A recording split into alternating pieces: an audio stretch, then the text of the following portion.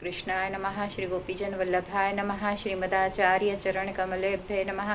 श्री गुसाई जी परम दयालवे नमः। श्री गुरुवे नमः। अपने माथे बिराजता सेव्य स्वरूपाय नमः। सर्व वैष्णवने जय श्री कृष्ण।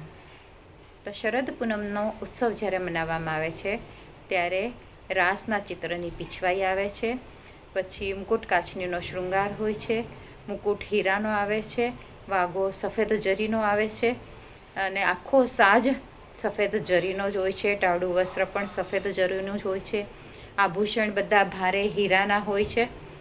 આવી રીતે સુંદર ભારે શૃંગાર અને આખે ચારે તરફ બધે જ વસ્તુએ સફેદી હોય છે। અને સામગ્રીમાં મુખ્ય કરીને તો શક્કરપારા, મનોહર, દૂધ, બિલસારું, પાટિયાની સેવની સામગ્રી, આવી વિવિધ જાતની સામગ્રી, પણ એમાં વિશેષ કરીને દૂધ પૌવાની સામગ્રી વિશેષ કરીને આવે છે। અને પ્રભુને જ્યાં ચાંદનીમાં પધરાવા હોય બહાર, તો ત્યાં પણ આખી સજાવટ પૂરી સફેદ જરીના વસ્ત્રોની હોય છે। ગોપ ગોપીઓ સખાઓ બધા ત્યાં જે સજાવટમાં ગોઠવવામાં આવે છે એ લોકોના બધાના પણ વસ્ત્ર, બધા આભૂષણ અને વસ્ત્ર હીરાના અને સફેદ જરીના વસ્ત્રના જ હોય છે।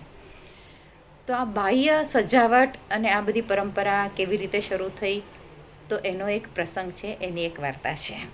તો એકવાર શું થયું કે અકબર બાદશાહે ગુસાઈજીને અને ગિરધરલાલજીને પોતાને ત્યાં આ શરદ પૂનમનો ઉત્સવ મનાવવા માટે આમંત્રિત કર્યા। એટલે ગુસાઈજી અને ગિરધરજી, એમના પ્રથમ પુત્ર ગિરધરલાલજી, એ બંને ત્યાં અકબર બાદશાહના નિમંત્રણ પર ત્યાં બાદશાહને ત્યાં પહોંચ્યા।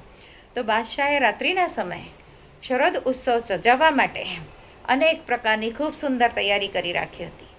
અને આ તૈયારીમાં ચારે તરફ રૂપેરી દિવાલગીરી હતી, સાથે સાથે ચારે તરફ નીચે હરિયાળી ધરતી હતી, એ ધરતી ઉપર પણ સફેદ ચાંદનીને અનુકૂળ એવું સુંદર સજાવટ જમાવેલી હતી।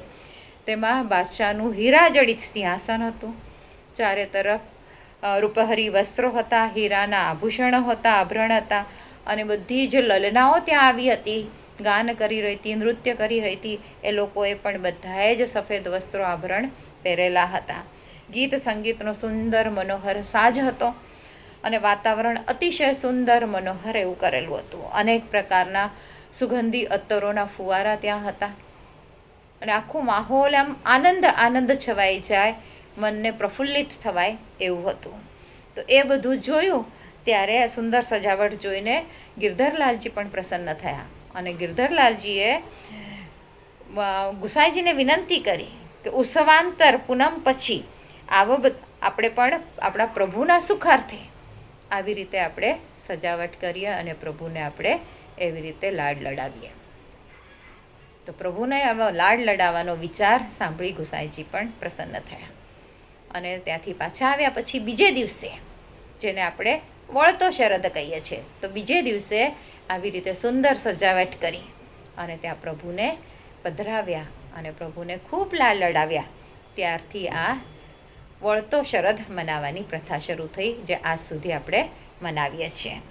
એટલે કે કારતક વદ એકમના દિવસે તે સમયે સામગ્રી ઉપસ્થિત હતી, તે બધી સુંદર રીતે સજાવી ત્યાં, અને બીજો શરદ એને એવી રીતે મનાવવામાં આવ્યો।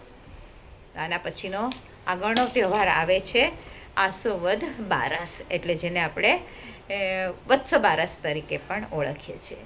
તો એ આપણે આના પછીના વિડીયોમાં જોઈશું। આજે આ શરદ પૂનમનો આપણે વિરામ આપીએ છીએ। સર્વેને જય શ્રી કૃષ્ણ। જે કાંઈ ભૂલચૂક થઈ હોય તે માટે ક્ષમા ચાહું છું।